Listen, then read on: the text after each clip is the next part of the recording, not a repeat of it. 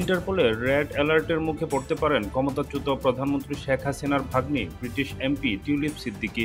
যুক্তরাজ্য ভিত্তিক গণমাধ্যম ডেইলি মেইলের এক প্রতিবেদনে বলা হয়েছে, চলতি মাসে তিনি আদালতে আত্মসমর্পণ না করলে এই রেড অ্যালার্ট জারি হতে পারে। প্রতিবেদনে বলা হয়, লন্ডনের হ্যামস্ট্রিড অ্যান্ড হাইগেট আসনের এই এমপির বিরুদ্ধে রোববার একটি আদালতে গ্রেফতারি পরোয়ানা জারি করেছে।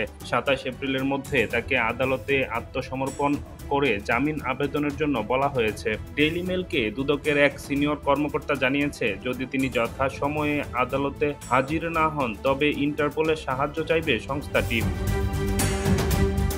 ওই কর্মকর্তা জানান, যদি টিউলিপ আদালতে আত্মসমর্পণ না করেন তাহলে বৈশ্বিক নিয়ম অনুযায়ী বাংলাদেশ পুলিশ ও স্বরাষ্ট্র মন্ত্রণালয়ের মাধ্যমে ইন্টারপোলের শরণাপন্ন হবে দুদক। যুক্তরাজ্যে ১৯২৮ সাল থেকে ইন্টারপোলের সদস্য, বাংলাদেশও সংস্থাটির সদস্য। রেড অ্যালার্ট জারি হলে যথাযথ আইনি প্রক্রিয়া অনুসরণ করে টিউলিপকে হস্তান্তরে বাধ্য থাকবে দেশটি। প্লট বরাদ্দের অনিয়মের অভিযোগের মামলায় দায়ের অভিযোগপত্র আমলে নিয়ে রোববার টিউলিপ সিদ্দিকী, শেখ হাসিনা সহ ৫৩ জনের বিরুদ্ধে গ্রেফতারি পরোয়ানা জারি করেছে ঢাকার একটি আদালত। সোমবার বিবিসির এক প্রতিবেদনে বলা হয়েছে, বাংলাদেশের দুর্নীতি দমন কমিশনের বিরুদ্ধে রাজনৈতিক উদ্দেশ্য প্রণোদিত প্রচারণার চালানোর অভিযোগ করেছে যুক্তরাষ্ট্রের লেবার পার্টির এমপি ও সাবেক সিটি মিনিস্টার টিউলিপ সিদ্দিকী।